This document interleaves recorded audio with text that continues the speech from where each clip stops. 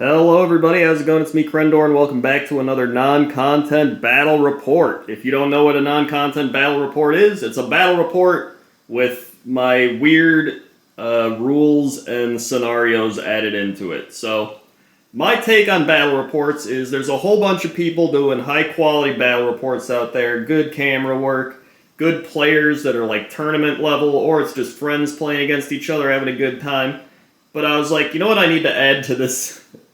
I need to add my own take on it, and that is why I play against myself on a gaming mat on the floor and film it with really janky camera controls as I hold this camera and play against the armies that I've built. So my last army I played was, or the last battle report I did was the Seraphon against the Skaven. Today, it's going to be Seraphon versus the Ossiarch Bone Reapers.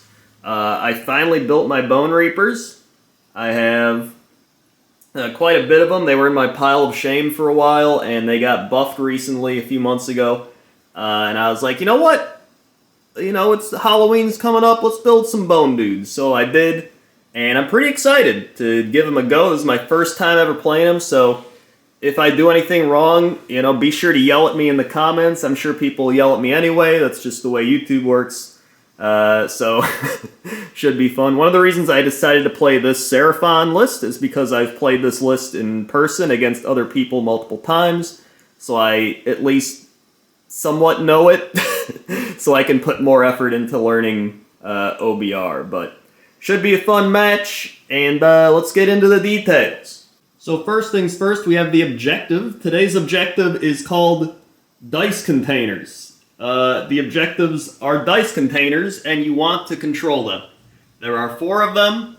They are forming a big shape on the board. Both players get 1, and then there's 2 in the middle on each side. And if you hold them, you get a point. Very basic, very easy. It's not an official thing, but you know, I made it up and I thought it sounded pretty fun. So that's going to be the rules today. Last time I didn't play with any grand strategies or battle tactics, but today I think I am going to be playing with those because I've definitely learned more as I've played more games, so I do know all of them. And I think I might as well try. If it doesn't go well, then I can stop next time, but we're going to do that. I really like battle tactics. I think they're pretty fun, so we'll do that. And I've already went ahead and set up everything, as you can see. Technically, Seraphon finished setting up first, so they get to choose, but I'm just going to go ahead and go over everything here. So, the Seraphon are playing the Thunder Lizard Coalesced army.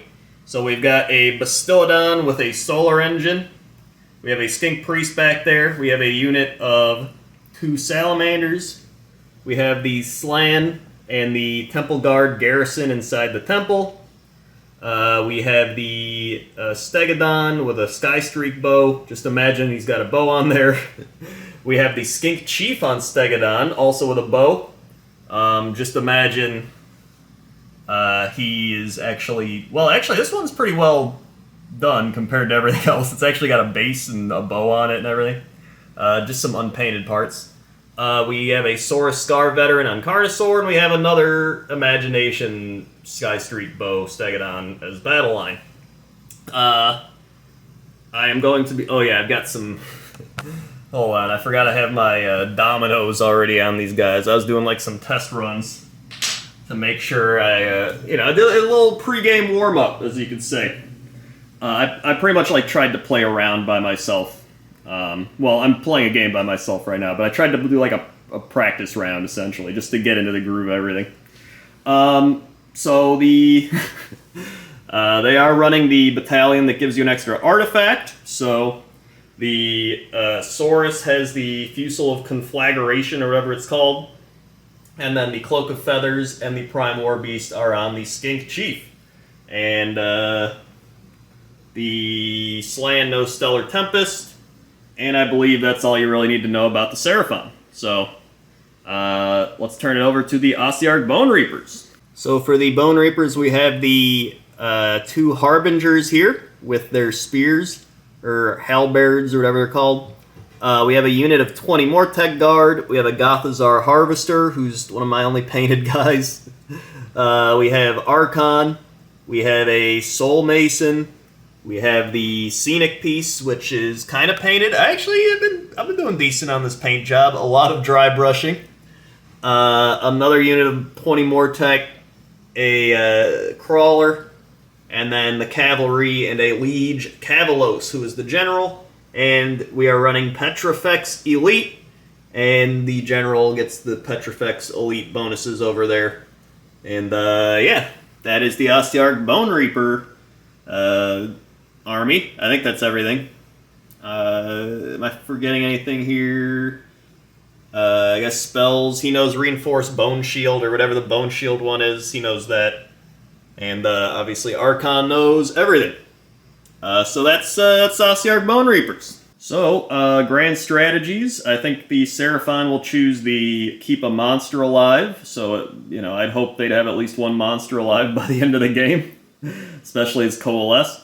And then on the other side, the OBR will keep Battle Line alive, because I would hope with 2 units of 20 Battle Line, with Gothazar Harvester and Archon nearby, they'll be able to replenish and stay alive. So that's going to be the OBR grand strategy. I said it earlier, but the Seraphon did set up first, so as the Seraphon player...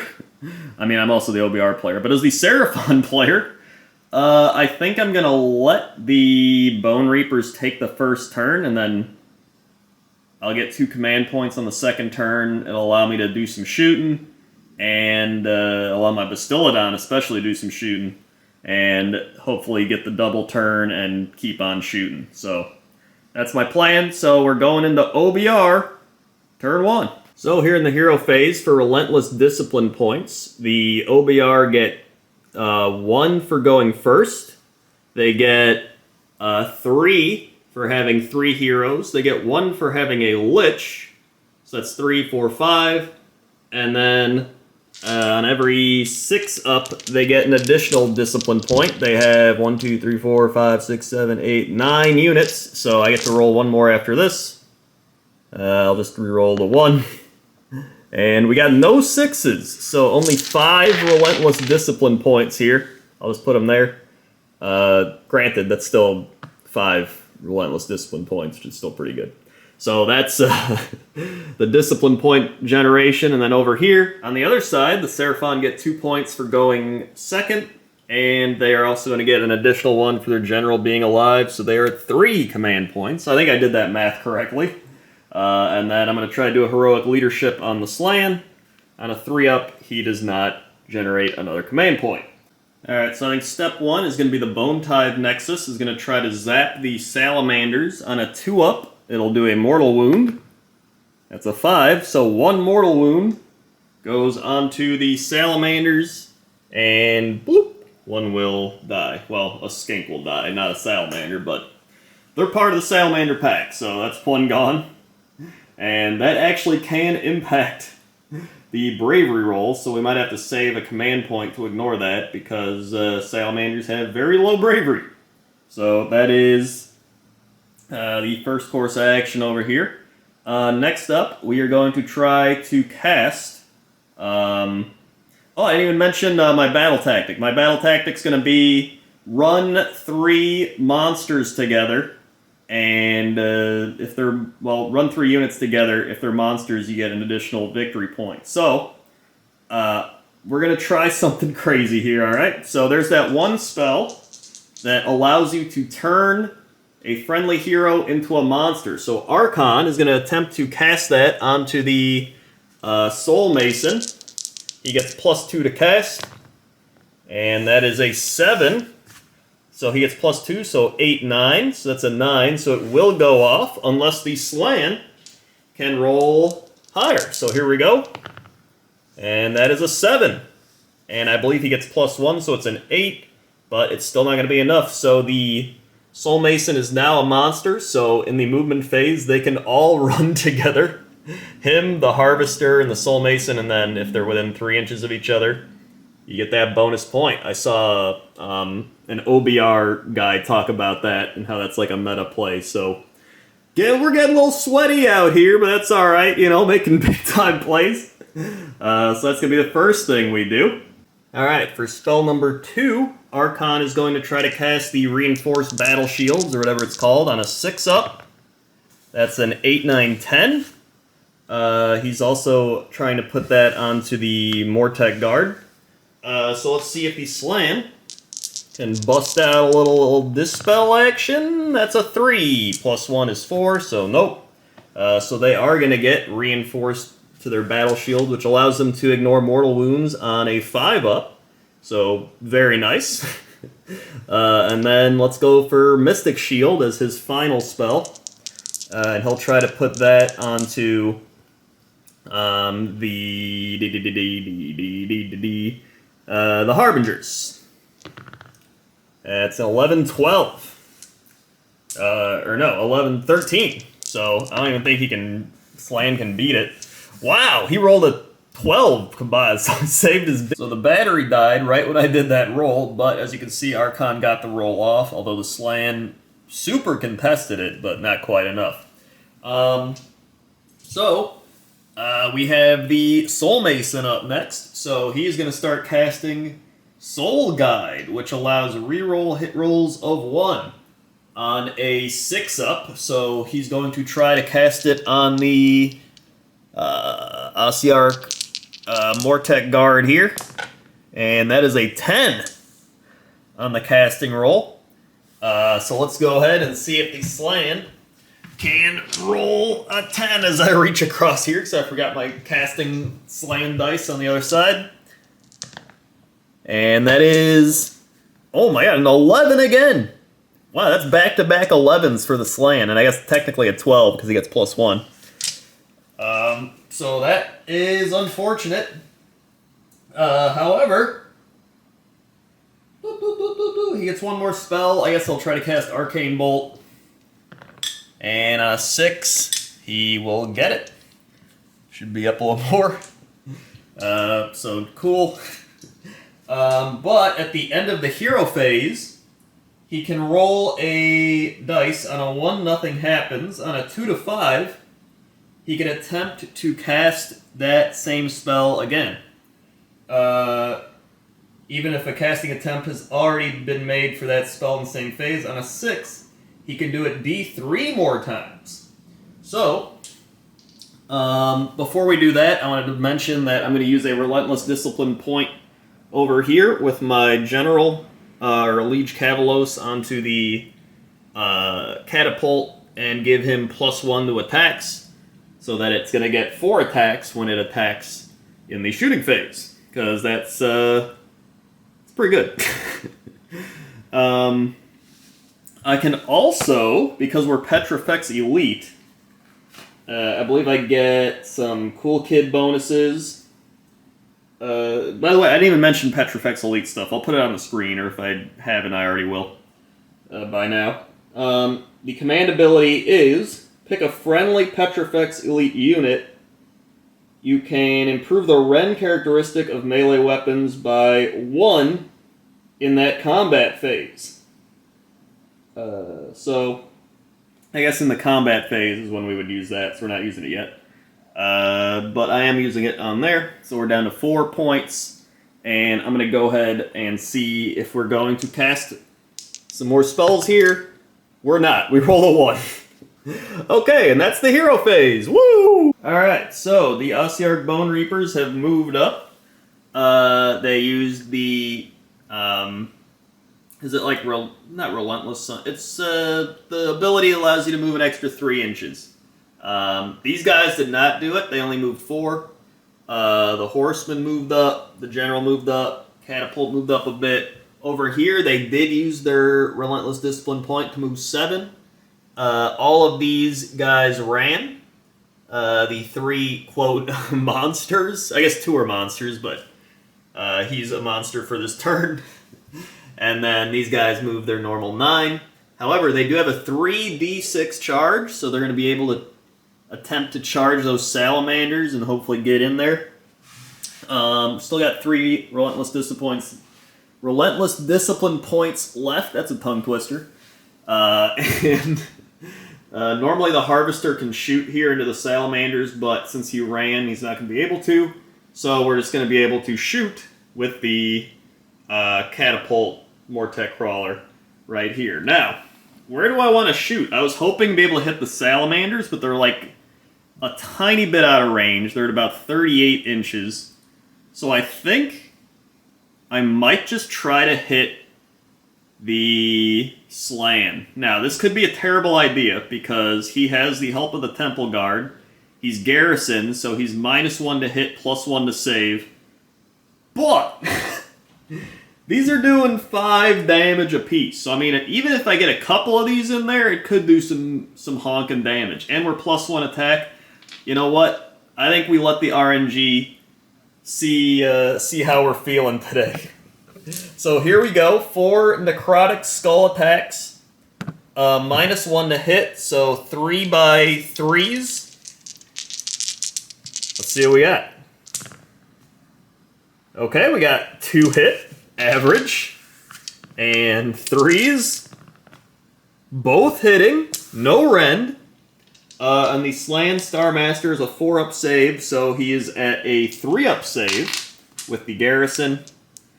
I guess I could use all-out defense here, but honestly, I think the Temple Guard... Well, you know what? Yeah, we're going to all-out defense on top of this, because... Or no, you can only get +1 to save in general now. That's right. So I could have, if it had rend, I could have did it here, but no. So it's only a 3-up here. Here we go. And he gets a 1 and a 2! This is why we make the big-time plays. Alright, so that's 10 damage. So we're going to try to send it off to the Temple Guard. So that's, what would that be? I believe it's, you roll... How do you do the Temple Guard again? It's like you roll a dice. Hold on, I'm going to read it right now. I've literally done this in a game before, but... each time it's a wound or more, Luna 2-up goes to the... Okay, so we roll 10 dice. I was just checking if we rolled 10 or not. So I'm just going to use these dice, plus my special Slan dice. Uh-oh. And uh-oh. Uh-oh. As long as it's a 2-up, the Saurus Guard take it. Oh boy. So, that's 2 1s. So 2 damage to the Slan, and 2, 4, 6, 8 heading out to the Slan Starmaster. However, we do have Coalesced, I almost forgot about. So the fun of Coalesced, just go ahead and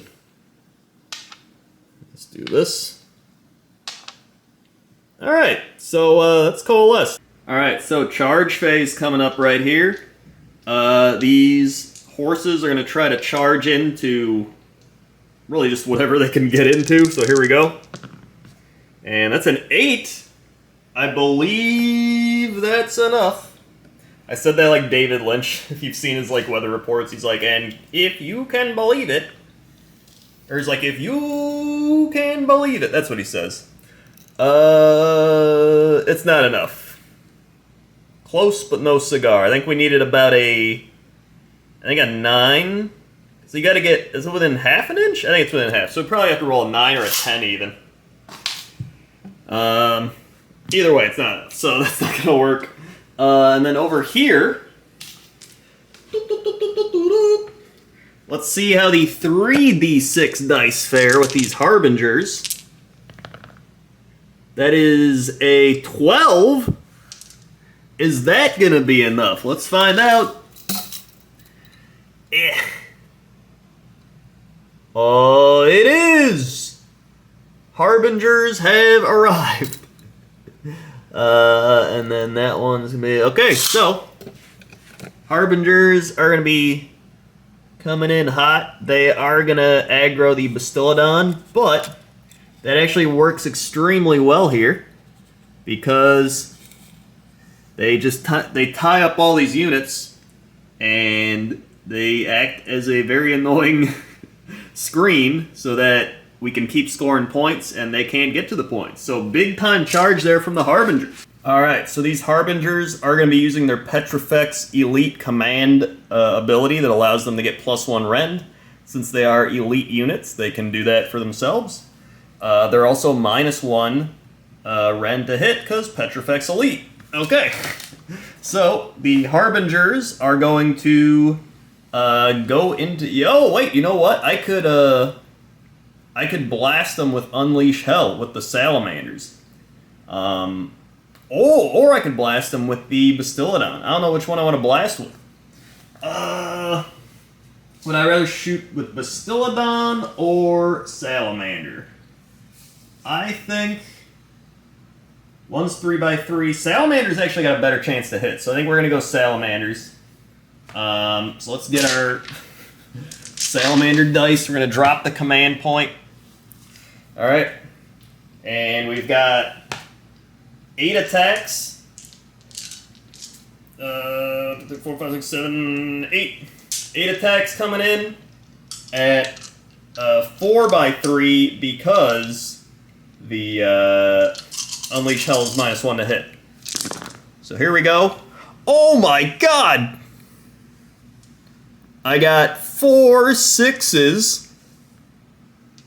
And those are the only ones that hit. 4 6s. Also, these guys have +1 to save, but because we rolled 6s there, that means they do D3 mortal wounds automatically. Oh my god. Alright, so D3 mortal wounds coming in. Classic 3 and 3. So that's 6 mortal wounds. Awesome. However, they only have 6 wounds, so that does kill one. So that's actually pretty great. So 1 Harbinger down. Blech. Big time Salamander plays out here, dude. So that is the Unleash Hell. So now it's the Harbinger turn, and he's going to go ahead and get away from the Battletome. Pile in just enough. That'll do it. Okay. That way he cannot pile in and help out. Although, I could actually pile in, but... Well, it's a little spooky, scary skeletons, because I feel like if he just stays there, he's going to get blasted, but maybe it's worth it, but... we'll be fine. I'm gonna try to take out these Salamanders. So let's do that. And we have the Harbinger, I guess the 1 Harbinger now. And he's got, with his Hellbeard, 3 attacks. 3x3 at, oh my god, because we're Petrifex Elite and we use that command ability, he is -3 on the rend if he hits with these. So 3x3. Okay, of course, only 1 hits and 1 wound. So 1 at -3. That is going to do 3 damage automatically because they cannot save that. So 3 Skink Handlers gone. That makes 4 for the turn, but we can just command point, make it so they don't take battle shock. And then fighting back, the Salamanders will go ahead and blast him with, well, I guess bite him with their jaws. So we got 6 attacks, 3x3 at -1 rend. Normally it's -2. But again, 6 is doing D3. Oh my god! Why can't I roll like this when I play real games? I mean, this is a real game, but I'm just saying. And 3s. 6s again! Although it doesn't matter on the wound roll, but still. So, my god, man. So we've got 2 at -1, which means the Harbinger's got a 4-up save. So it goes to a 5-up save. Well, I guess no, the +1 negates it. So it's just 4-up. 4-ups. And he got them both. Alright, here's some good dice. And then the 2 D3 dice for mortal wounds. A 3 and a 2. That's 5 mortal wounds. Oh my god, he's down to 1. If any of the other things would have hit, he'd be dead. My god. There we go. Okay, wow. That happened. Salamanders. Dude, for such, like, ass-looking models, like, look at this guy. Alright? Look at this guy. That is a man that can do, like, 800 mortal wounds to you. I don't understand. Please, Games Workshop, give them new models. It can't be that difficult. Please. So that's the combat phase. We go to Battle Shock, and I just, command point so they don't take it. And that's that. So, after everything happened there, we've got the 2 points for these all running and getting, being monsters. We've got control of this point, we got control of that point, we got control of that point, so that's 5 points in total on this turn. And, pretty solid. Alright, so that's 5 points. That's going to be the point total, not to be confused with the Relentless Discipline point total that's on the board. The points off the board are the actual score. So 5 points for them. Maybe I'll even put it on the screen right here, bloop, or something, I don't know. So anyway, that's OBR turn 1. Let's go to Seraphon turn 1. Alright, here we go. So Seraphon turn 1. I'm going to take the battle tactic of run 3 monsters, because I'm going to run those 3 over there. And that way we'll tie up OBR. And I think I might actually be able to take the point, because monsters are worth 5, and I wasn't able to move those bone men. Morteg Guard, that's what they're called. I wasn't able to move them up all the way to the point. I don't know why I didn't do that. That was really dumb. Because now they'll have more points than me. Okay, whatever. Right, this is what happens when you play against yourself. Don't worry, OBR. I'm going to do something dumb over here soon. Just wait. So we're just going to go ahead and roll for command points. 3 and a 3 is not going to do it. I believe it is 4 up. Hold on, let me check. It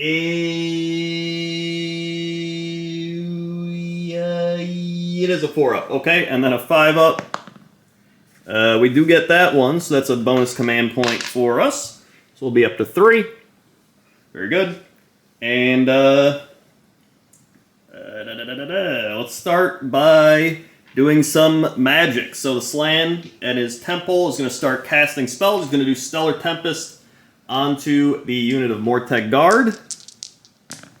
Also, I'm +1 to casting because of the constellation I've chosen. I forgot to mention that, but I always take the +1 casting one, at least to start the game. So we've got 4, 5, 6, 7.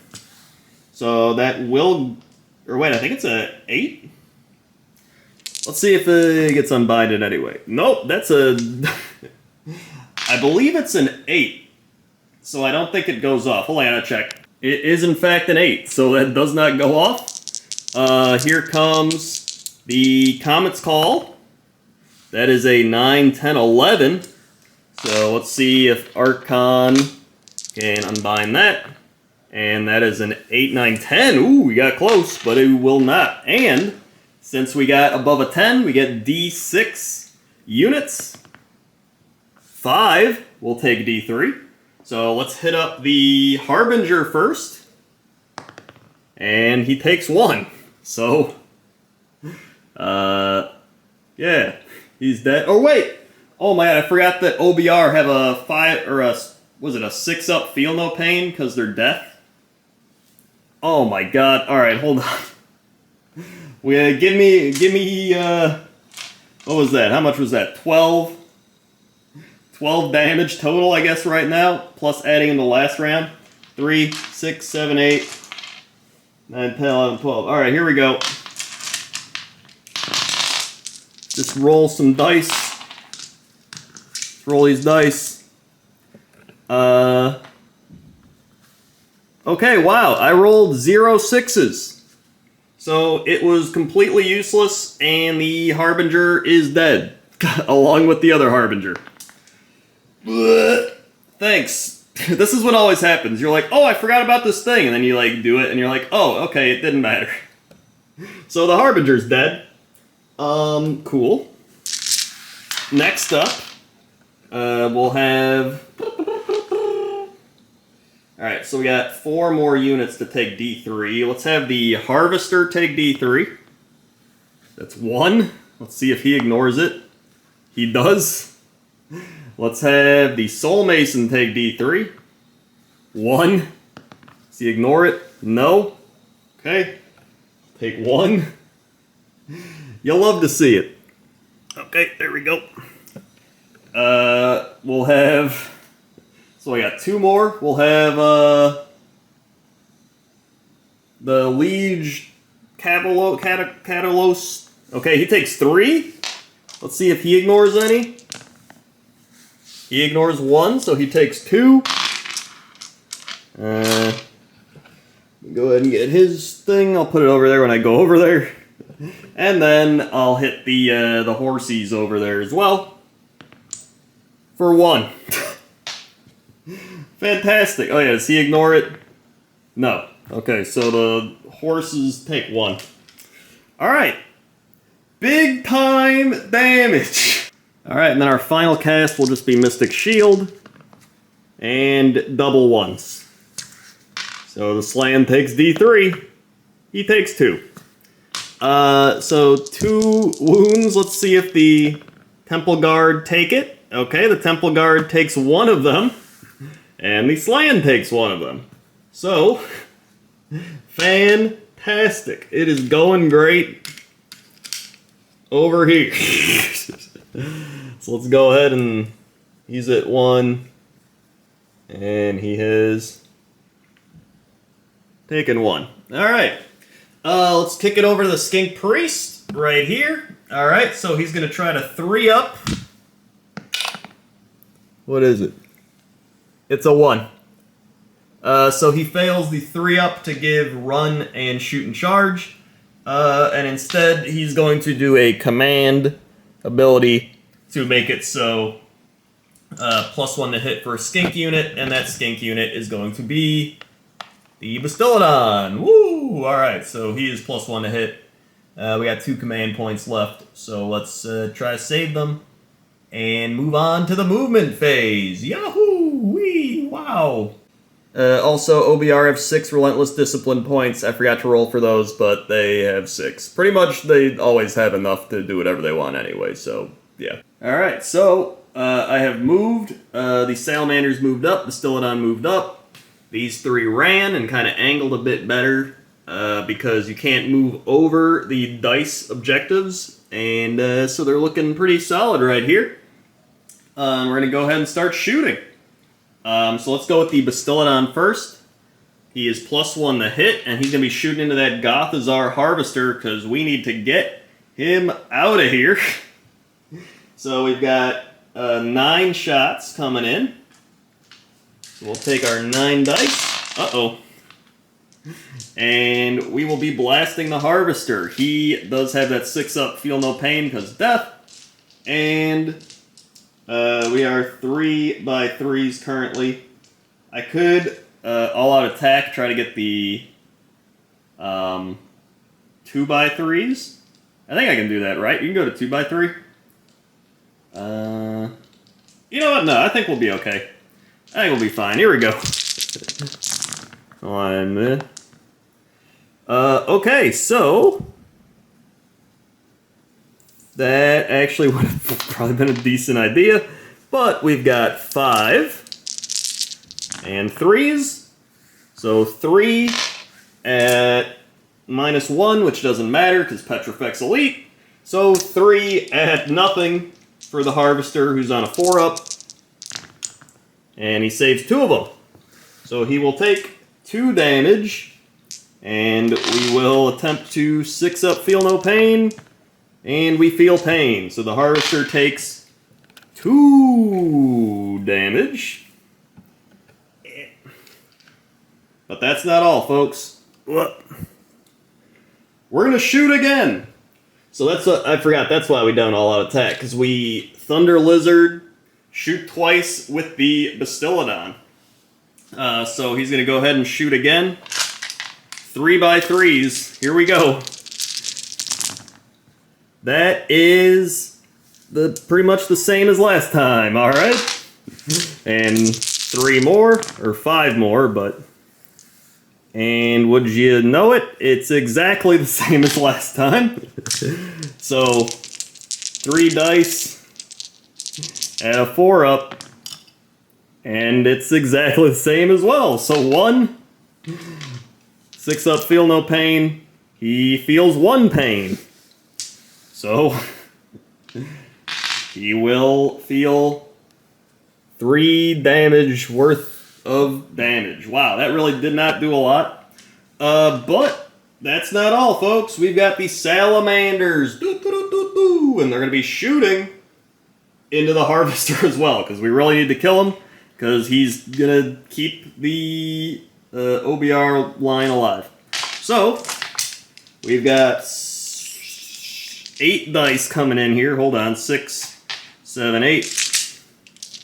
And let's see what we get. I could all-out attack this, but I'm probably going to need that last command point for something else. Whoops, whoops, whoops. Here we go. So we did not get any 6s this time. We got, in fact, terrible dice. Oh my god. 3. So...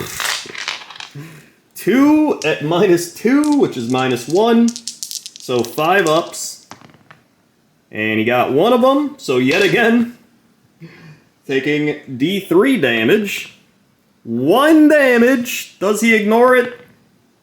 No. So he has taken 4 damage. Mamma mia. Mamma mia. He's gonna end up, Archon's gonna end up healing him too. That is, wow, that is, woo! These are some shots, dude. And then I guess the Stegodon will shoot back there. He's my last hope. So he's also gonna shoot into the Harvester. Hey, that's 3 hits, 3x3s. Come on, lucky dice. Okay, 2 at -1, so 2 at, well, nothing. And, oh, he missed both of them this time. That's 6 damage. This is spicy. This could be big. Okay, so we've got 3, 6, 6s. He takes 5 damage and saves 1, which, wouldn't you know it, means he has one wound left. Oh my god. So he has taken 9 damage and he has 10. Harvester staying alive. Barely. Wow. Okay, well, that is the shooting phase. So we've reached the end of turn 1, and Seraphon are going to get 2 points for doing their battle tactic over there with the monsters. They also control that point, barely. I think it was like they have 15, and the OBR had like 13 or something. It's pretty close. Over here, I thought I had enough on the point, but I do not. They actually have, I believe it's 11 to 9, because the monster counts as 5, and then 6, 7, 8, 9. So unfortunate there, but if I get the double turn here, that would be very big. Allow me to take out the Gothazar Harvester, and hopefully destroy the battle line. So I score 4 points overall, and as the OBR player, I would like to get this turn so I can heal up and not die. So... hold on. Here we go. The Seraphon blue dice and the OBR bony looking dice. Let's see. Turn 2 priority. It's a 2 and a 3, so OBR gets it. And I will definitely take that as OBR. So Seraphon will be going second, and we will go back and forth once again. Alright, so I forgot to do my Realm Shaper engine. So, I can pretty much pick a terrain feature within 18 inches, and on a 4-up, someone takes D3, or if it's within, or no, if it's within 18, it's on a 2-up, If it's within 36, it's on a 4-up. So let's go ahead and... I guess I could technically hit these, or I could just try to kill that horse over there. I think I'm just going to try to kill the horse. So on a 4-up, it's a 3. Alright, well that was fun. But I think that's actually going to be the Seraphon turn. So that's 3 points controlled. Then they get 2 for the battle tactic, 1 for doing it, 1 for monsters. So it is actually 5-5 now. I'm going to put their points right over there. And yeah, tie game going into turn 2. It's going to be good. Alright, so OBR turn 2. Let us begin. I think we're going to kick it off by healing up the Liege Cavalos. He needs a not a 10 or higher. And an 8. Well, this was a 2. So he does roll under the bravery, which means he heals D3. And he heals 1. So he is now down to 1 wound taken. We can now do our obelisk thingy. And I know there's a temple guard back here with only 1 wound left. So I think the play is I'm going to try to, on a 2-up, we get the 2, do a mortal wound. And then the 1 remaining temple guard is dead. Oh, the battle tactic I am choosing is kill a battle line. Boom. We've done it. We killed a battle line. What a big time play. Alright, so that was definitely the smart thing to take there. So we've done it. We've gotten the battle line killed. And now the Slan is vulnerable. So, although he is still in the temple, but I want to save killing him until I can do the battle tactic for it next turn. However, I also don't want the Slan to live, so if you take him out early, you can pretty much take out the whole element of magic from the Seraphon, which would be very nice. Plus, they don't get an extra command point for the turn. They also are at 3 for this turn, so I almost forgot. For the Slan, on a 4-up, they get an extra command point. Alright. I think it's a 4-up for the thing. Right. 4-up. Heroic leadership. It's heroic leadership a 4-up. Hold on. It's either a 4 or a 5. I have my rules right here. Let me quickly... I'm pretty sure it's a 4-up, right? It confuses me because I know the...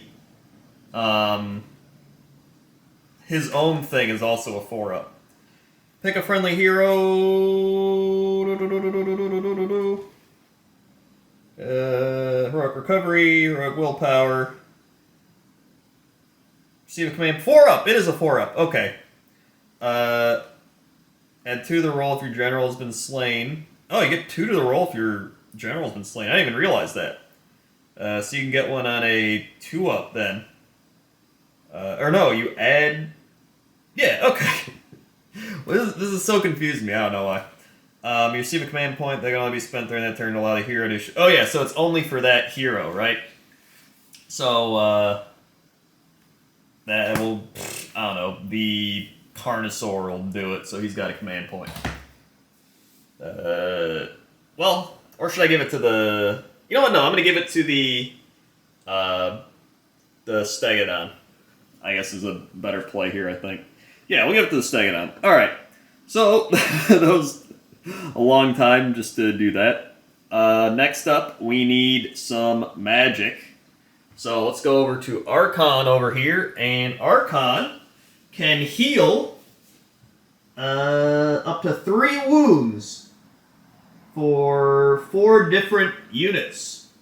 So that's wholly within 24 inches. So let's see, is this pretty much everything near him. So this guy's going to be fully healed.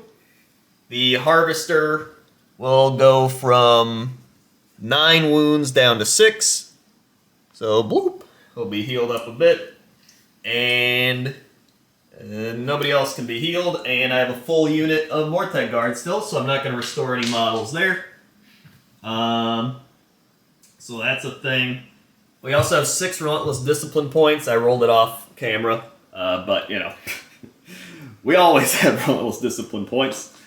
Alright, so we're also going to use the command ability for Archon to increase the magic range by 6 inches for all Death Wizards within 18, which, you know, is him and the Soul Mason, so they are 6 bonus inches on their stuff.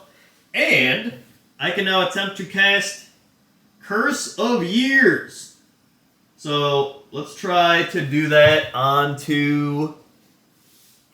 I don't know if I want to hit the Salamander or the Bastiladon. What do I think is a bigger threat? I think the Bastiladon's going to be harder to kill, so I'd rather just kill the Salamanders. Let's do that. Here we go. We hit a 6. And we got a 9. 10, 11 with the +2. So an 11. Let's go ahead and see if we can unbind that. Where's my slam dice? All the way over there. I'm just going to roll it with these. And he rolls a 10, 11, 12. Oh my god. So wow, the slam coming in hot and dispelling Curse of Years. That's going to be a fun one to do as well, but what are you going to do? So that's the first spell. Alright, next up, let's try to see if we can put Mystic Shield onto the Harvester, because he needs it. 6, 7, 8 will do it. Let's try to unbind with the slant again. And a 6, 7, 8. As a 6, so yeah, this one does go off, barely. So the Harvester gets his Mystic Shield, which is very important, actually, unless he gets mortal wounded, but that's why we're going to try to reinforce shields to ignore mortal wounds on a 5-up. We're going to try to put that on the Harvester as well. And that's a 3, 4, 5. That does not go off. I don't believe it does. A reinforced bone shield is a 6, so yeah, barely doesn't go off. Probably would have gotten unbinded anyway. So that is that. Then we have the Soul Mason, who can try to do his Soul Guide, which didn't work last time. So here we go. That is an 11. So that will go off. Unless the Slan rolls... Nope. So that's going to go onto the Mortek Guard. The +1 rend for them, so that's pretty nice. Or no, not +1 rend. It's reroll hit rolls of 1. I was thinking of the wrong one. So the Mortek Guard can reroll hit rolls of 1. Pretty nice. Then he can also attempt to try Arcane Bolt. Probably casted at the Salamanders. That's a 6. Let's see the slam dice. That's a 5, 6, 7. So that is unbound. Classic slam. And then on a 2-up, we can cast Soul Guide D3 more times. So 2 more times. So we can try to put it onto the Harvester. 7. That will go on unless the Slan unbinds it. He does. And I guess onto... I don't know if I can reach these guys. Hold on. So I guess the range on it is wholly within 24, so that would put it at 30. So actually that should be good. Oh yeah, easily. Alright, so let's see if we can put it onto the cavalry. They're probably going to be fighting. That is a 5. Fantastic. So that will not go off. Big time Soul Mason plays. And that is OBR's Hero Phase. Alright, so movement has happened. The Mortek have moved up onto the point. Liege Cavalos has moved back along with the Mortek Crawler because he has to be within 12 to give it the +1 attack, which he's going to give to the Mortek, and it now has line of sight on the Salamanders. And it has a 36-inch range, so let me quickly check. I think we should be good. Yep, we are good. Alright. I've also moved the Death Riders up a bit, so they can now attempt to charge the Stegodon and then pile in. And if they use their command ability, they get a bonus 3 inches on the pile in. And maybe they can do a little dance to get onto that back point. That'd be pretty neat. And try to take it and get a little point there. Literally and figuratively. And then over here, they all moved up. They use Relentless Advance. Harvester position so he can keep them all alive. And Archon still chilling back here on the main point. Because that could be a battle tactic as early as next turn, especially if I don't kill the general or decide it's easier to do something like that. I don't know. We'll see. We'll see. So we've moved, and now we move on to the shooting phase, which, here we go. +1 attacks. Back onto that. So we're down to 2 Relentless Discipline points. We're actually running out now. And that's 4 attacks, 2x3s, going for those Salamanders. I know I could actually try to use the thing where you roll above the character's wound characteristic and kill it. And try to kill like the Slan or something, but you know, if I'm the Seraphon, which I am, I probably don't want to hit that Mortek Crawler because it's a -3 modifier. So the harder your Mortek Crawler's been hit, the lesser chance of that actually going off. So I'm just doing the standard 4 attacks, 2x3. Let's see if we can hit some Salamanders here. Wow, we got everything hitting. 3s. And that's 3. Pretty solid. At no rend, which is the downfall of the Mortek Crawler. But Seraphon will use all-out defense here. Down to 2 command points. And they are saving on 3s with the all-out defense. So, pretty likely saves here. Let's see what the Seraphon gets on the Salamanders. Wow, those are some good save rolls. We save everything. Alright. Even if I would have just gotten 1 of those, that would have been 4 damage, but that still would have killed off both the handlers and then did 1 point of damage to the actual Salamanders. So wow, fantastic, great stuff. That didn't do anything. We also have the Gothazar Harvester's Death's Head Maw. 16-inch range, 4 attacks, 3x3s, -1 damage. So we'll shoot those into the Salamanders as well. Here we go. All of them hit. And... oh, that's garbage! 1 at -1. So, I guess they're still at +1, because it's for the phase, I believe. And it's a 2! So, it does not save. So that means 1 damage, so a handler does die. So at least we did something with our shooting, I guess. And that is the shooting phase. Alright, so the charge phase. This is going to be a big charge phase.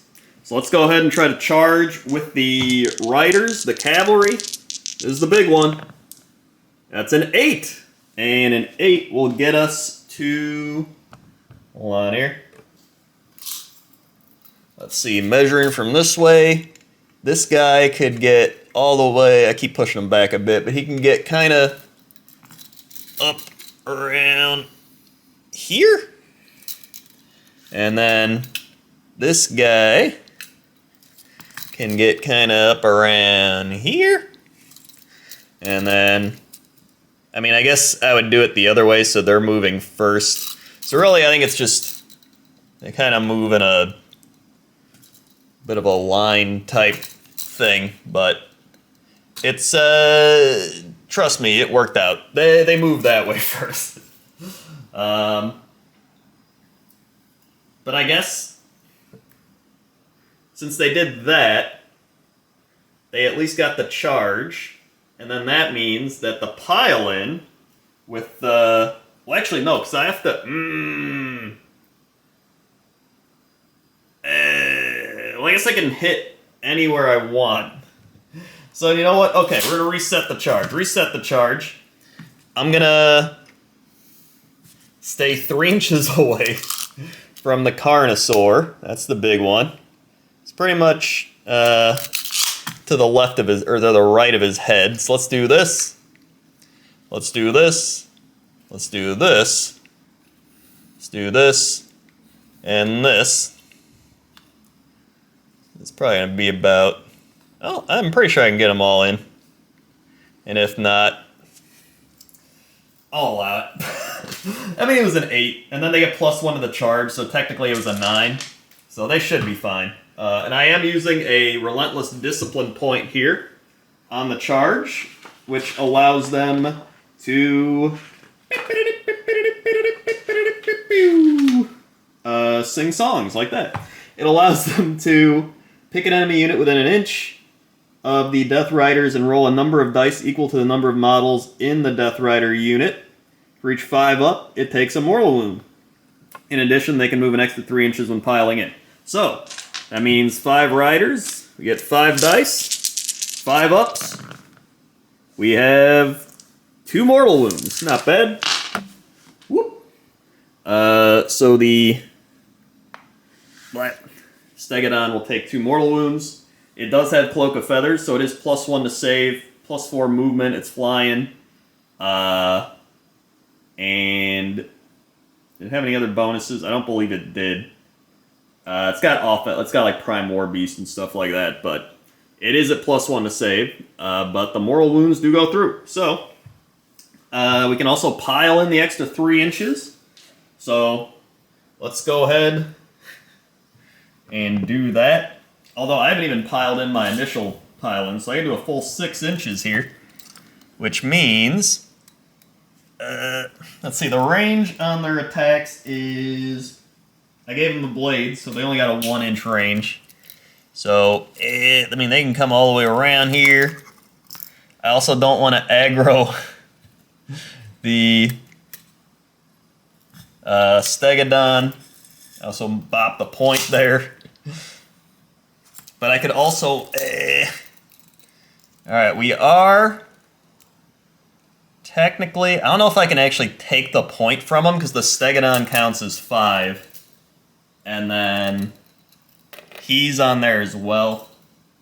Yeah, I can't do that, but I can attempt to tie up this cruise missile of a Stegodon with the Skink Chief on it.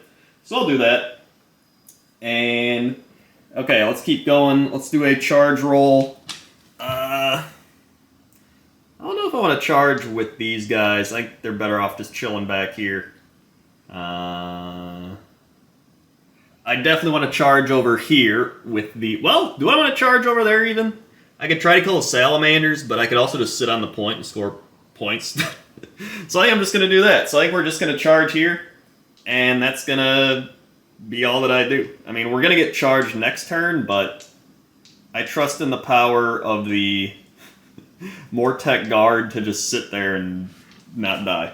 So we're going to use one of our final 2 points to give +1 rend to the Petrifex Elite Death Riders and do some big time attacks here. So let's go to the combat phase. Oh wait, no, we have to do the Monstrous Action. So I'm going to go ahead with the...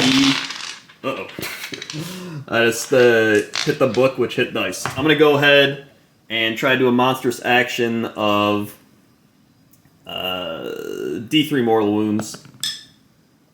That'll do it on a 2. So 2 mortal wounds into the Death Riders. 6 up, feel no pain. Feel both pain. So 1 is going to die here. Woo! And another one goes down to 1. So that is a pretty big Monstrous Action coming in hot. What? Alright, so let's see what we can do in the combat phase. Alright, so we're going to go ahead here and make a big time roll. This is 13 dice, so it's 3 each plus 1 for the leader. So we've got 13 dice, 6s to hit are doing 2 hits. Let's see, we got...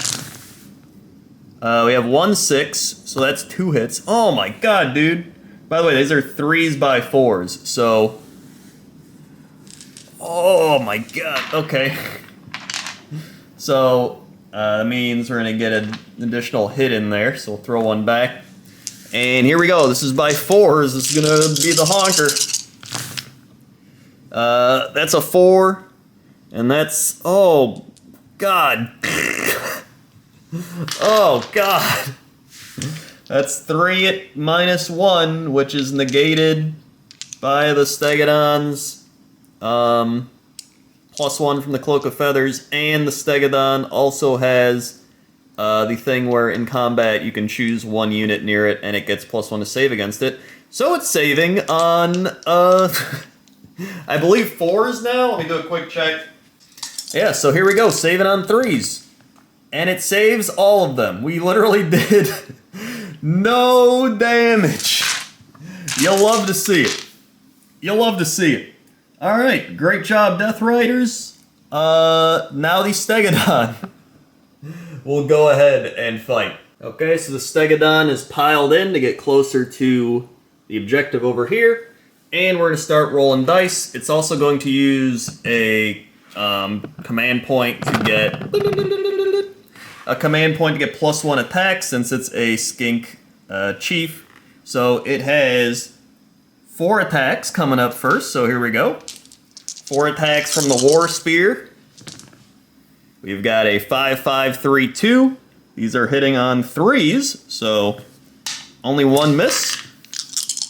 And they are wounding on 3s. So 1 at -1 into the Death Riders, so that is a 5-up for them. And they do not get it. So that is 1 damage, and another Death Rider will die. Alright, we keep going. Oh wait, 6-up, feel no pain, I forgot. It doesn't matter, he's fine. Or, it went through. Alright, fantastic. Then, we have...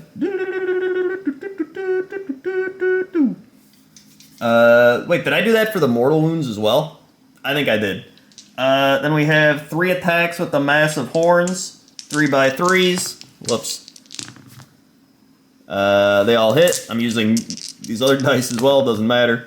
And they all hit again. So 3 at -1. That is gonna be 5s again. So 1 save, 2 go through. That is, oh my god, 8 damage? 8 damage, alright. 5, 6, 7, 8. Here we go, 6-up, feel no pain. And, okay, 2 no pains. 2 no pains.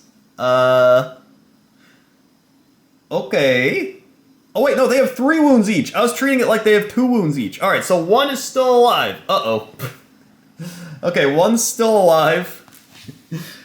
And that also means that, that 1... No, wait, I think that 1 did actually die. But 1 is still alive. And then they are taking, what is that, 6? 6 damage, so now 2 more die anyway, so now they've died. Now 2 have died. Okay, this is becoming a cluster. Either way, we'll keep going with the flow. I mean, does that mean 1 other Death Rider would have gotten to attack? I don't think it matters, really.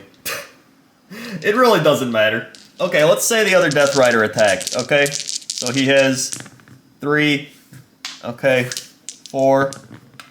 Okay, he would have hit with both, and then 3 up, and 1 would have went through, so maybe the Stegodon takes an additional damage. Yeah, he might have been dead already. I don't even, you know what? I'm going to make the Stegodon take damage, because out of confusion, it's like Pokemon. Out of confusion, the Stegodon takes 1 damage. Okay. Then, oh, I almost forgot their hooves and teeth. Okay, now it really is a clusterfuck. 5, 6, 7, 8. Okay, Stegodon is pausing so that, and then we'll throw in the 2 just as a bonus. Okay, 4 by 3. All right, that's terrible. Okay, good. And then 3 at no rend, so 3 up, and 1 goes through. So now it's 4 damage taken for the Stegodon. All right, we'll do that, which means it tables him down to the next bracket. So, but we're just gonna play it like he's using the top bracket right now. Anyway, I think that's how you're supposed to do it too. Is you play it how the bracket is at the start of the combat phase. I'm pretty sure that's how you play it. So, whatever. We'll just keep doing that. Either way, where are we? Grinding Jaws. All right, 3 dice, 3 by 3. Here come them jaws. 1. And, okay, that's another 1. So, 1 at -1. Let's see what they get. 5 up. It is a 6, so they are good. And then we have the Crushing Stomps. This is 5 attacks, so 6 attacks at 3 by 3 again. Oh my god, that's a fantastic roll. And that's the opposite, but still okay. We get 2 at -1, 5 ups, double 6s. Oh my god, alright. So, at the end of combat, the Death Riders have lost 3 of their Death Riders, which means with 10 bravery, they will have nobody flee anyway, so it doesn't matter. And I think that's it. Alright, so a little edit in here. I realized on my next turn, I'm putting this back to where you've been watching it, that I missed out on the +1 jaw attack for the Stegodon and +1 to mount attacks for the Stegodon from Thunder Lizard and Prime Warbeast. So I'm going to roll those right now. So we've got a, let's see, 1 additional attack with the Massive Horn, a 6, and a 2, so that does not hit. These are all 3 by 3s. Then we have the Grinding Jaws, which will be 2, since it's a mount attack and +1 to a jaw attack. Both hit. Both wound. So this is a 5 up for them, and they failed both of them. That is 4 damage, so another Death Rider is dead. Oh boy. And then, woo! We've got the Crushing Stomps, which again is just 1, and we got it, and we did not get it. So, that did actually do something in the end. And I believe this guy is now... Oh wait, I forgot to do the 6 up feel no pain. Alright, so many rules. Okay, we feel all the pain. So, he's taken 1. So, woo, Death Rider's getting roasted. And back to your regularly scheduled programming. So yeah, 3 Death Riders die, 2 remain, and combat is over. So, after all of that, they still control 3 points. They do not get that point, but it doesn't really matter. They completed the battle tactics. That's 5 more OBR points in an extremely confusing turn that I still probably messed up somehow, but it doesn't matter because it's about having fun, you know? Alright, Seraphon turn 2 coming up. Alright, Seraphon turn 2. I think our battle tactic is going to have a monster, or it's going to have a monster control and objective, which I think we'll be able to do very easily back here. So that'll be that, and then let's go ahead and start casting some spells. So, Slan's going to start casting his stuff. We're going to do Comet's Call. That's double 1s. He's done casting, and he takes D3. 3 mortal wounds. Alright, so he has taken 4 damage now. What a great start to that turn. You'll love to see it. Okay, the Skink Priest. Jesus. Alright, the Skink Priest is gonna, on a 3-up, it's a 5, so he will give his Starstone Staff +1 to save, can run and still shoot and charge. He's gonna give that to the Stegodon. Then, we're gonna go ahead and give Herald of the Old Ones +1 to hit to the Stegodon as well. Double them up. And that's the Priest turn. And, oh yeah, command points. So, we've got the Slan points and the heroic action. I could do, actually, you know what? We'll do Slan points, 4-ups, no command points. We're just at 2. And then, I'm going to give Finest Hour +1 to wound and save to the Carnosaur, because he's going to be doing some big-time charges this turn, trying to break through those Mortek Guard with everybody else. So, let's see if we can do that. My god, what a shitty hero phase. So then, I guess we'll start moving. Alright, so a little bit of moving here. Salamanders move a little back. Priest moves up. Bastiladon ran, since he can run and still shoot and charge. And he moved up a little bit over into their territory. Over here, Stegodon moved up a tiny bit to get within 3. And these 2 guys moved up closer to the point and into charge range. So, pretty good movement there for the Seraphon. And now the big time plays coming in. It's shooting time. So, let's go ahead and start with the Salamanders. Here we go. We're going to shoot into the Gothazar Harvester. These are 8 attacks coming in. Let's see if we can actually do something. Alright. Let me back this up a bit. Right here looks good. Come on! Alright. We did get one 6, so that's a D3. And all of these hits, that's pretty good. And 3s. And 1 miss, but 3 are going to go through, which is pretty solid. So that's negated by 1. So that's 3 at -1 into the Gothazar Harvester, and a D3 mortal wound on top of that. So let's see how the Harvester handles it. I forgot the Harvester does have Mystic Shield, so the Rend is negated completely. And he's 4 up. And he saves 2 of them, still pretty good. And 1 goes through for D3 damage, so that's 2 D3 damages coming in. Bloop. A 3 and a 1, so that is 4 damage.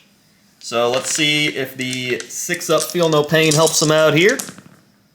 2 6s, oh my god. So that's still 2 damage taken. So 6, 7, 8. So he is down to 2. Oh my god, dude. There we go. Then we're going to try to shoot him with the Stegodon. Let's see if the Stegodon can do some damage. I'm going to use some Slanesh dice for this one. This is the old 3x3 on the Sky Streak bow. 2 do not go through. And that one does. So 1 at -1. So again, it is a 4-up because negated. And he rolls a 6. Dude, this Gothazar Harvester is tanking for days. I guess, man, I did not want to have to shoot my Bastiladon into the Harvester. I was hoping I could, like, shoot something else after the Harvester died. I guess I do have the Meteoric Javelins. I forgot about that. Hold on, are we 8 inches away? Oh man, buckle up folks, we've got Skink Javelin time. Here we go. Unreal 5x4 attacks coming in hot. They all miss. Okay, that's the shitty skinks. Nobody else has sight, so I mean, I have to do it. I have to blast them away with the Battletome. Here we go. 7, whoops. 8. Where's my other slang? Oh, here it is. Alright, let's bring this back a bit. 9 dice. 3x3s with the +1 to hit. 3 1s in there, but the rest hit. And so 4 at -1, so yet again, 4 ups. And wow, this time he misses all of them, so now 4 6 ups, and he gets none of them. So the Harvester has fallen. Woo! We did it. It took way too long. But he is now gone, so these are vulnerable. Here's a question though. I don't know if I can shoot again with the Battletome. Or no, you can shoot again with the Battletome, but I believe you have to shoot into the same target, or is that not the case? I guess my target's dead, so I mean I should be able to shoot again into whatever I want. So I think we're going to shoot into... Oh man, I could shoot into the Soul Mason. That might be a good play, or I can start trying to chunk out some of these Mortec Guard. I don't know which is a better play, honestly.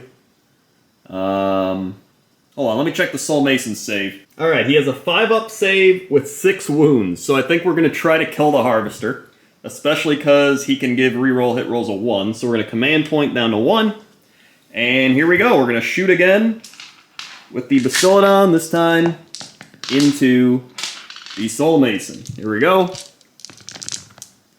We got 2 misses, but wow, that's very good, above average. And then yet again,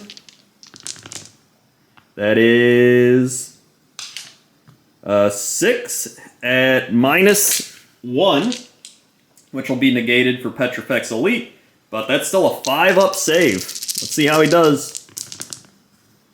He saves 2 of them, which is not too bad. So 4 go through at 2 damage apiece, so he is dead.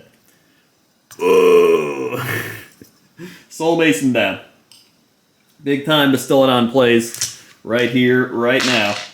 Now let's go shoot on that side of the board. Alright, so we are back to the Seraphon shooting phase. I just filmed the part you've already seen because I realized I forgot to do the Prime War Beast and the +1 jaw attack on the Stegodon Chief. So there's another Death Rider missing because he killed it. Alright, so let's shoot the Sky Streak bow into these Mortec Guard.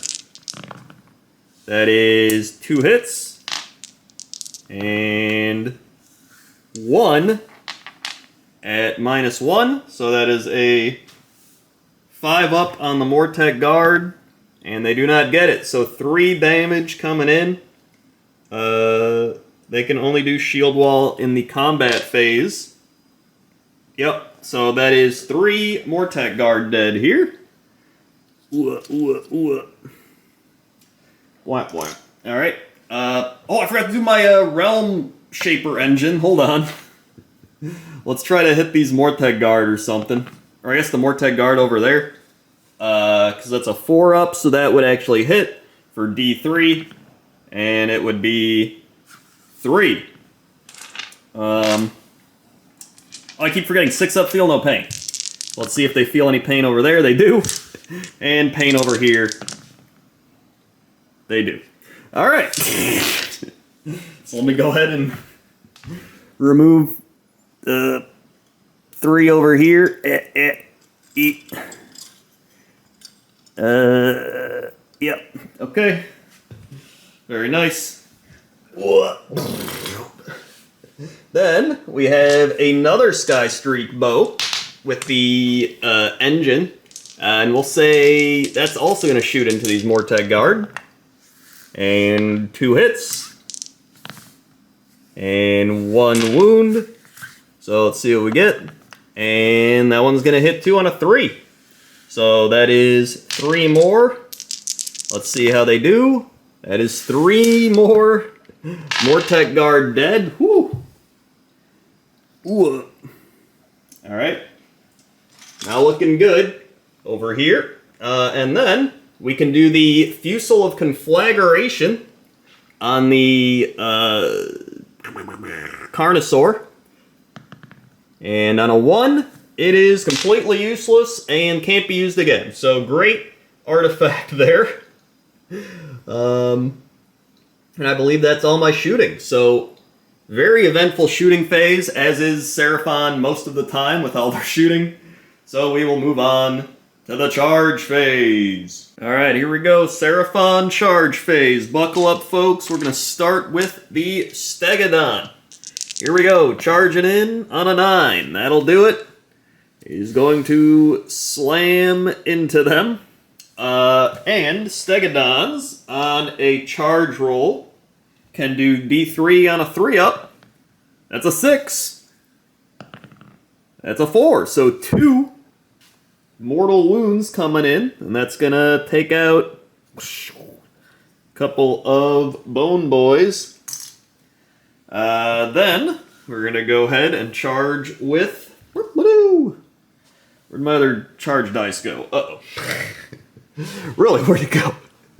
I just rolled it. Oh, here it is. Okay. Carnosaur coming in. That's an 8. So I will go ahead and slam in with the Carnosaur. And then we will charge with the Stegodon back there. That's a 6. So, and he will attempt to do on a 3-up. He got it. D3. 2 mortal wounds. And that will kill him. Oh my, I forgot about the 6-up feel no pain. Hold on. Classic. I gotta roll for those other guys too. He got it. Wow. So he's still alive. So he's taken 2. And then back here, I believe 2 died, right? So double 6s. Oh my god. All right, bring those boys back. All right, they're back. Cool. Okay. Well, that worked out very well for my OBR general, which is still me, but it worked out great for me, but it worked out terribly for me as well. So, and then we're going to attempt to charge the Skink Chief on Stegodon on a 9. So he will also just slam into him with his tail. And on a 3-up, that's a 5. He will do 3 mortal wounds. Can I roll 3 6s? Nope. And he's dead. So, that does that. The cavalry are dead, but they did all right, I think. Now let's go over here. I could charge in with the Salamanders, but I don't think I want to. Instead, I'm going to charge with the Battletome, and he rolls a 10. So, I want to stay on the point, so I'm just going to slam into him like this. Maybe scoot up a tiny bit. There we go. Just if I want to hit Archon or something. Or tie him up. Either way. I don't even know if I want to tie up Archon. You know what? Yeah, back it up. Alright. So, yeah, I'm not going to charge these Salamanders. They're just going to sit back.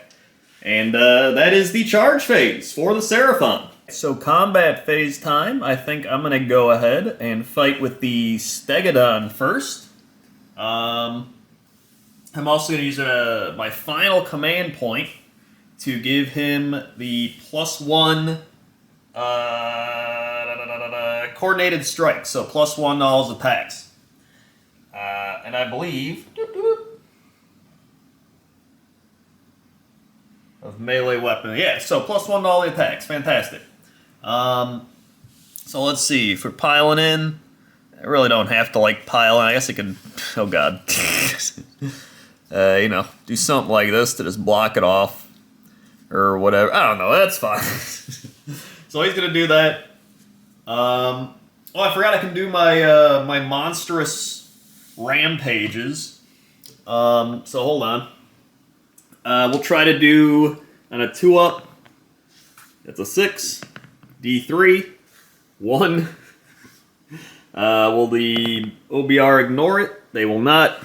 So that is one more tech guard dead. Then we're gonna try with the Carnosaur on a.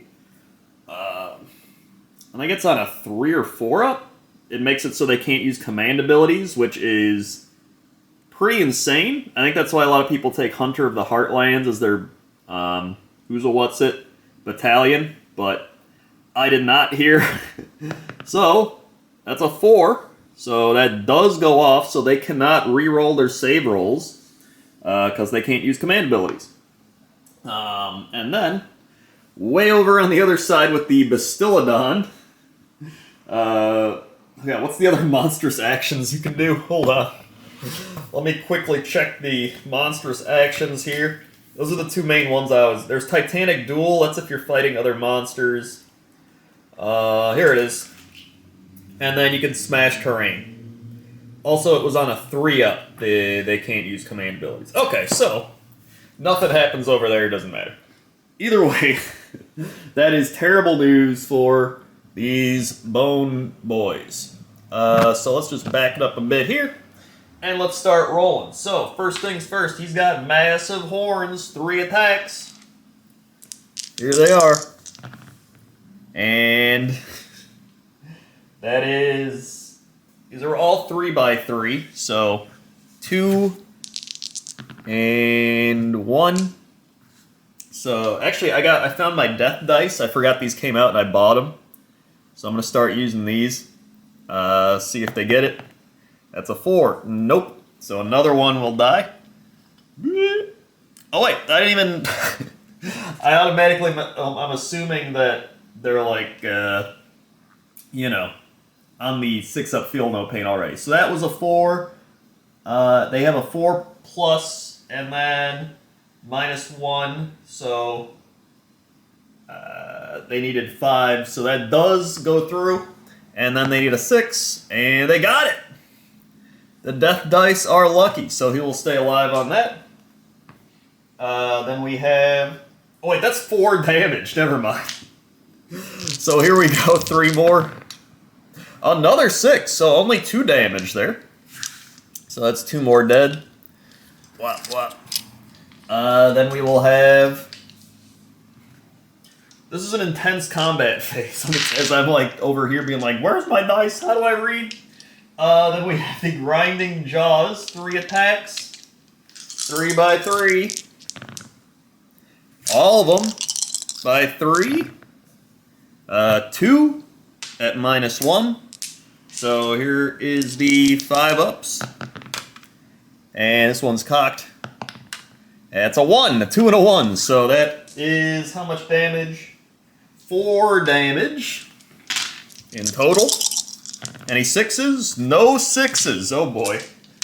So that's 4 more bone boys down. Then we have crushing stomps. So 5 crushing stomps here. Here we go. And oh my god, 3 1s. Not good. And 1 will go through at -1. So let's see what we get. And what is it? It's a 5. Bounced off the thing, but it is a 5, so he is okay. All right. So that is the Stegodons. combat. Definitely hurt those bone guys quite a bit. And then I can attack with someone else. So I can attack with these before they get hit by the Stegodon, or the Carnosaur. Or I can go over here into the Battletome. But I'm not too afraid of the Battletome, so I'd rather get in some damage here while I'm still alive as the OBR player. Also, I'm going to use... Oh wait, no, I can't! I keep forgetting I can't use command abilities because they got roared or whatever it is. All right, so this is bad. I'm gonna pile them in. Where did I put my measuring tape? Here it is. All right. Here we go. 3 inches. Oh boy. So we're gonna have to as long as I can fit them all in. Honestly, this will work. Yeah, that works. Okay. So we got them all in. So that's 5, 6, 7, and then a Soul Cleaver Great Blade as well. So that means, let's go ahead and roll these dice. We got 2 attacks each. So 6. We'll roll the other guys first. You go ahead, 6, and then +1 for the leader dude. So we are at 7 attacks. Or wait, no, what am I doing?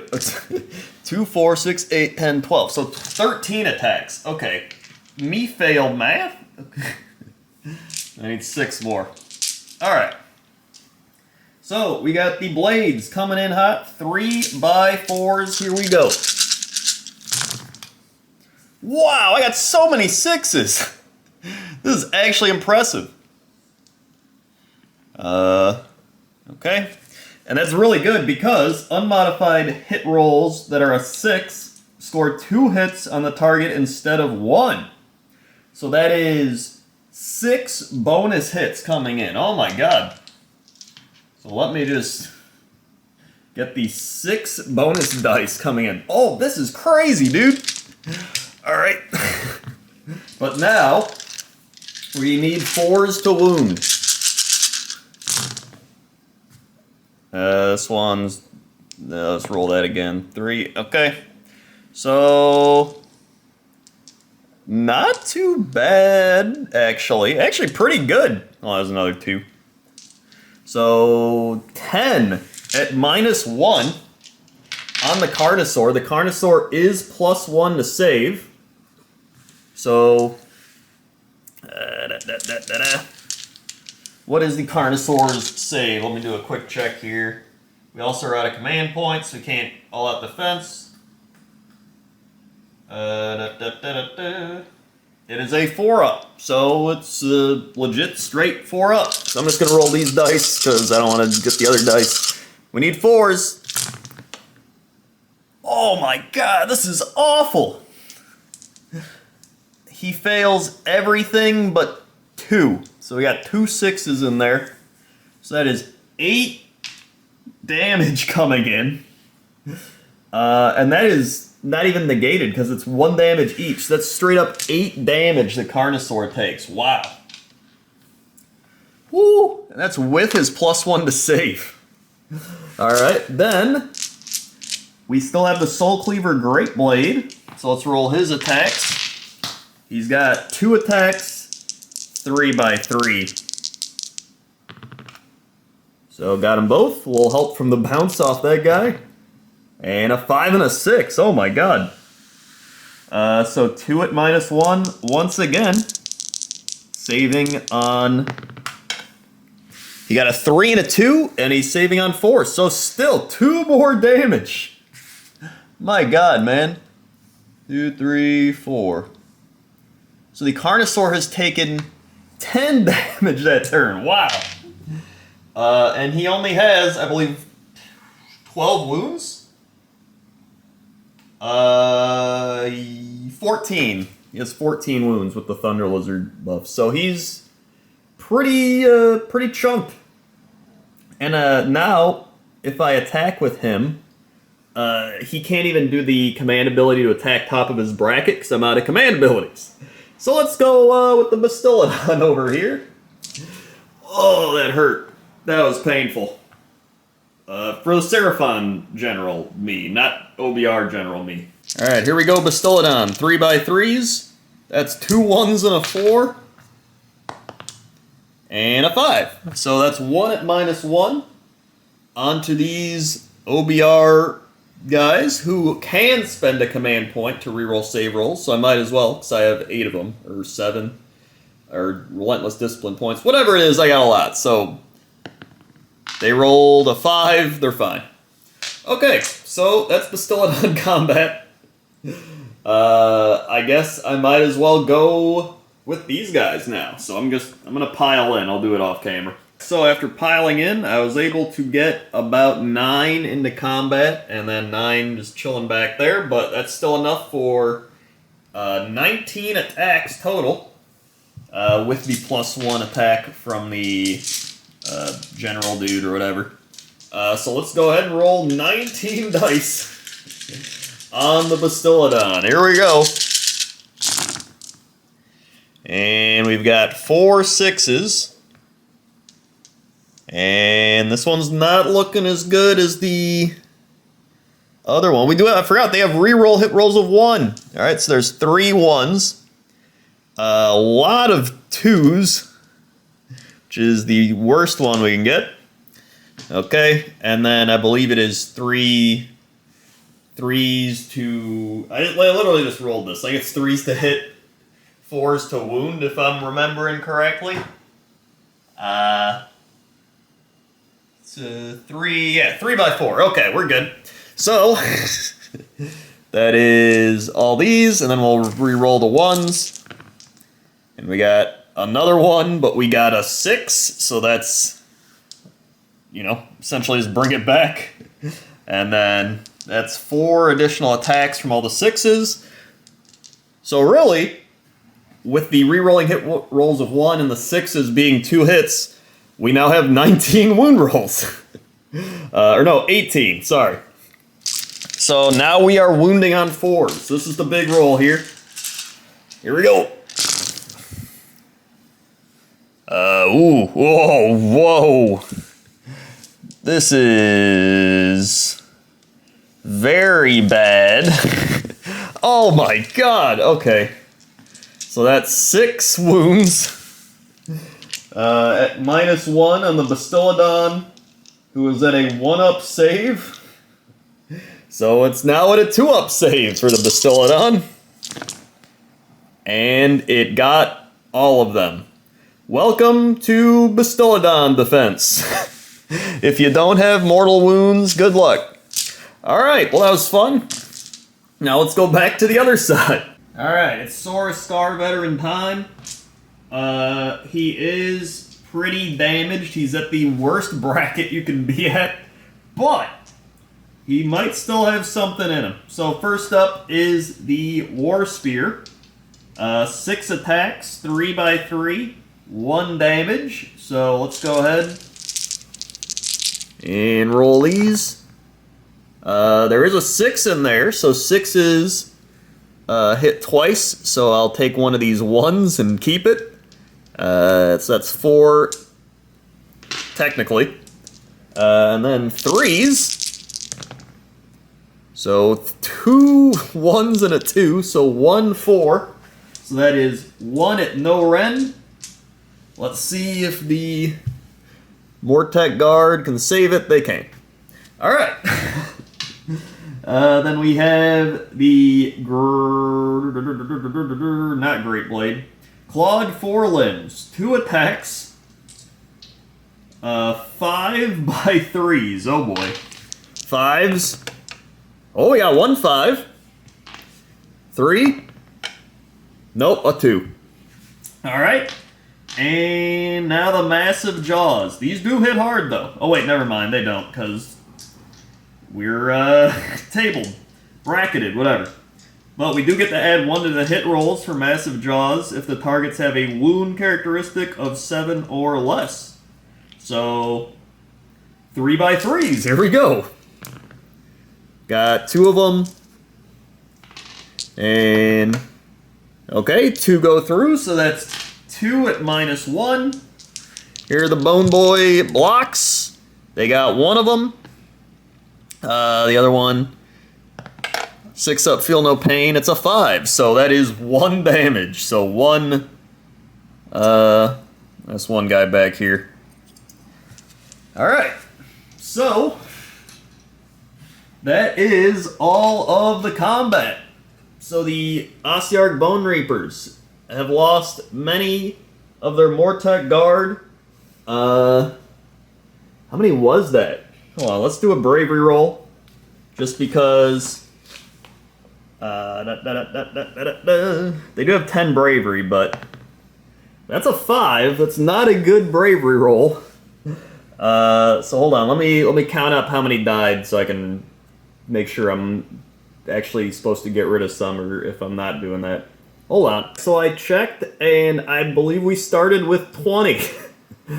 So that means from 20 down to 6, so that's 14. And then I rolled a 5, so that's 19. So they're all fleeing. They're gone. Wow, this entire Mortek Guard line. Obliterated, dude. What the heck? What the heck? I guess that's what happens when you can't use a shield wall. You just get destroyed. So, that is the Mortek Guard. You know, I mean, I think that fails their grand strategy, because I believe I picked the one where it was keep your battle lines alive. Or I think it was just keep one of the battle lines. So I really have to keep that other block of battle line alive, even though my harvester's gone. So this is not looking very good. Either way, that is the Seraphon turn. So they get 1 point there. They still do not control that point. And then they get a point back here. So they technically get 2 points for doing the battle tactic. So that is 4 points for the Seraphon. So even though it looks pretty good for them now, they are still down by 2 points. So we'll go into turn 3. Here it is, the turn 3 roll. Let's see who gets it. Priority. A 6 for the OBR and a 4 for the Seraphon. Well, here's the thing. If you go second here as OBR, you get to destroy an objective on the field. So maybe you destroy, you know, that objective back there, or you could destroy this one. Obviously, you keep those two, but I mean, if you destroy one of these, you take away some more Seraphon points, but you risk getting slam dunked here because you're going to get enclosed by all the Seraphon dinosaurs on the specific points. But this dude is pretty low, the Carnosaur. Man, I mean, we're still up by 2 points, so I feel like trying to... But then if the Seraphon goes second, you obviously destroy one of the good OBR points, so you can take out their back point, which I don't even know if you do. I think maybe you take out that point instead. Because I feel like that point you can actually capture by just charging a bunch of monsters over there. I don't know. I'm going to think about it and then come back. So as the OBR player, I have decided that I'm going to go second, and I'm going to burn this objective. It is gone. My reasoning is, I am up 10 points to 8 points, so anywhere I can remove easy Seraphon points, I think I'm going to take it. So, you know, that's a point that I'm probably never going to capture from them. So might as well burn it off and then hope I can just hold out on some of the other points, or maybe even retake this one, even though it's doubtful. But if I can just keep holding those other ones and doing some battle tactics, then I think we'll be okay. So going second, and Seraphon can go first. Alright, so to start things out on Seraphon turn 3, we're going to be doing Savage Spearhead, so get 2 monsters into the opponent's territory, which shouldn't be too difficult, as I have quite a few of them. Well, it's 2 units into their territory, but monsters get an additional point. Here, this is for additional command points with the Slan. That is 2, which is fantastic. So we're now up to 4, 4 command points. And taking a look around, I think I'm going to try to heal the Carnosaur. So you have to roll under a 10, and that is a 7.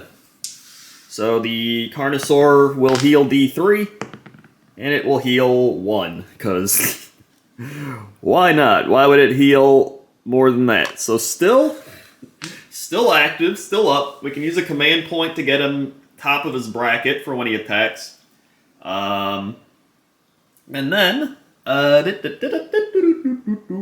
what else could I do? I could try to...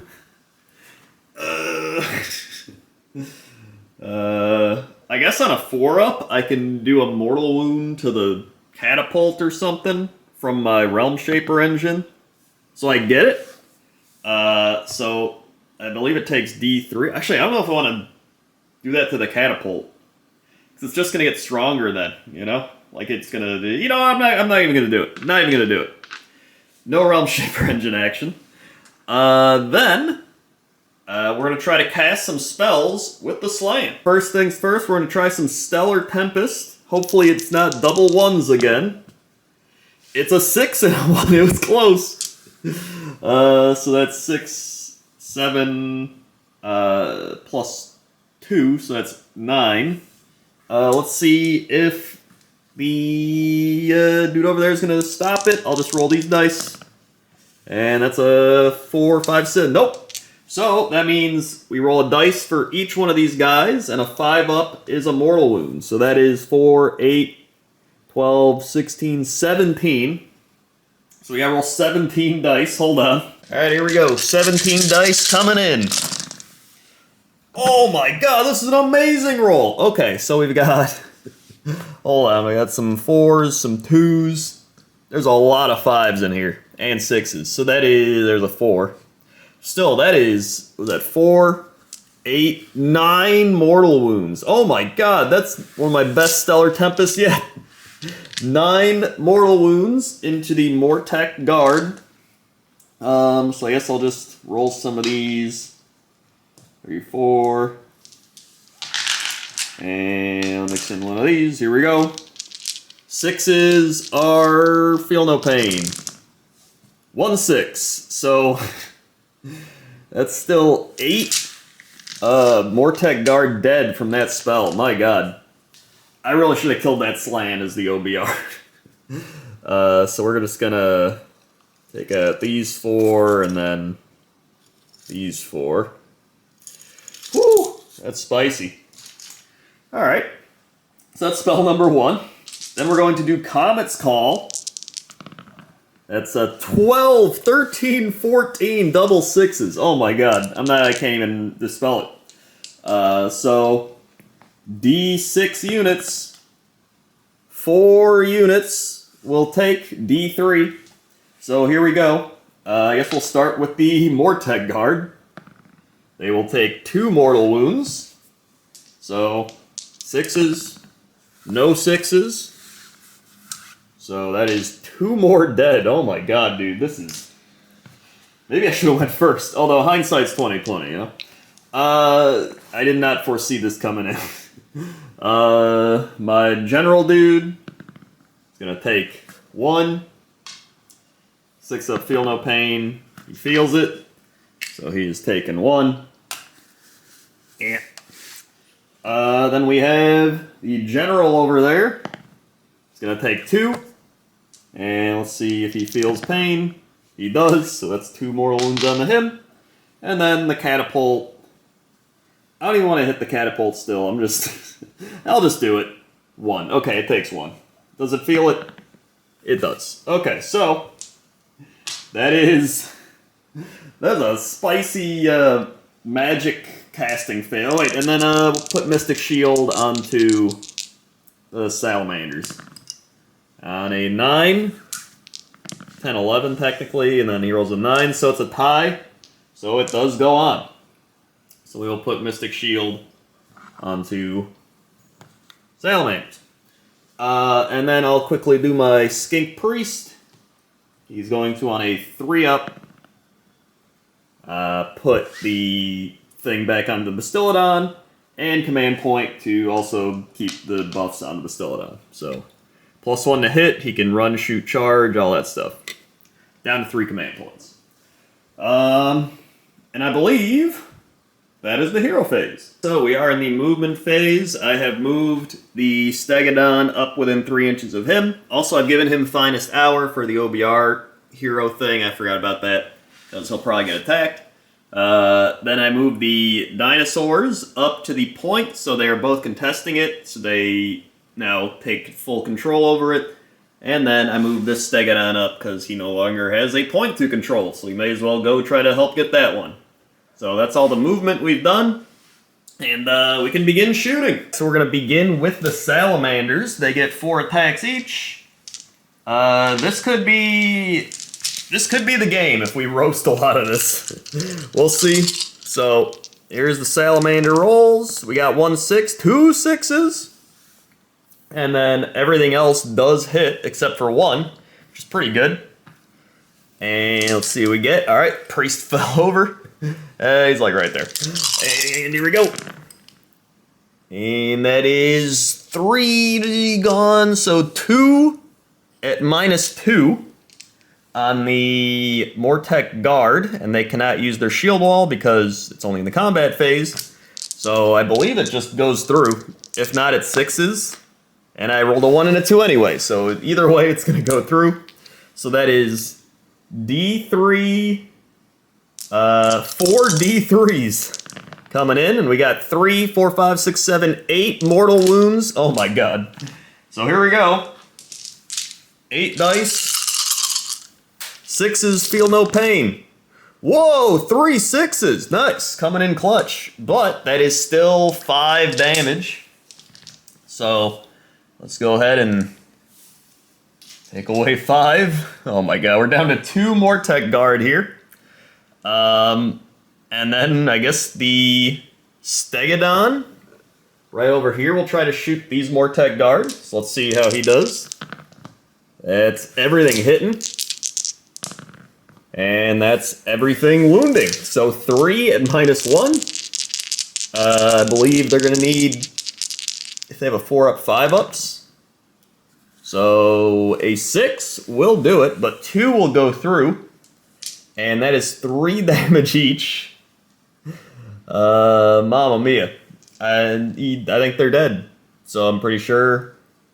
Yeah, they're, well, unless they roll amazing here. So here comes the 6 damage. They block 2 of it. That's kind of good. They're dead. So the Mortec Guard fall, and the point is now controlled by Seraphon. And that leaves the Battletome the ability to shoot Archon the Black back here. So here we go. Buckle up for Archon getting blasted by Battletome. We're also going to use a command point to shoot twice, because why not, right? Okay. So let's get the dice. And 3x3s with the +1 to hit. And that was good. So we got 5 that hit. And whoop, drop 1. Here we go. And 4 hit. So that's 4 at -1. Hold on, let me check Archon's save real quick. It is Archon. It is a 4-up save. So that is a 5-up on that. Does he have anything that can help him? Nope. Alright. So, here we go. 5-up save. Saves 1. And we're looking for 6s. None. So that is, I guess they're 2 damage each, so actually it would be 3 more. And then we block 2. Okay, so that's 4 damage. So he takes 5. Whoop. Or he's taking 5 now. Then we shoot again. Boo. We got 2 that did not hit, but the rest do. And then we have, oh, so this is gone. 3, so 5 more at -1. Let's see if we can save any 5-ups. 2 5s. So 3 go through. That's 6 damage. Let's see if we get any 6s. No 6s. Oh my god. So that is 11 total damage taken for Archon. And he's not done taking damage yet. How many wounds does he have? Oh my god. Because now he's about to get shot by the Stegodon and the other Stegodon, most likely. So here we go. Going the other way with the Stegodon. Let me check real quick if he's even alive. He has 11 wounds, so he's dead. Alright, well, Archon is gone. You know, I think this might be where we call it. I think the Seraphon have officially won the game. Because, I mean, all the OBR have left is this, and I believe they've also lost their grand strategy, because they don't have any battle lines left. And that was a rough one. So, Seraphon turns out still very strong. Who would have guessed it? But you know what? I had a fun time playing OBR. I can see how they can be really fun, just like sit on a point, control it. The only downside, it seems, is shooting and magic, which, you know, that's literally the Seraphon army. So, I mean, you know, and I guess monsters that just rampage. Seraphon, I think, is just a bad matchup for OBR in general. And for really anybody, when you think about it. But, you know what? It was a fun game. I enjoyed it. And I think the next match, we're going to do some orc action. So I think we'll do orcs versus maybe even other orcs. Maybe orcs versus orcs. Maybe orcs versus Skaven. I think we'll take a Seraphon break and, you know, play something else. Maybe even, you know, orcs versus... Well, I just said orcs versus... I don't know. Something that isn't Seraphon. So, thank you very much for watching. Like, comment, subscribe. And I'll see you next time. Okay? Okay.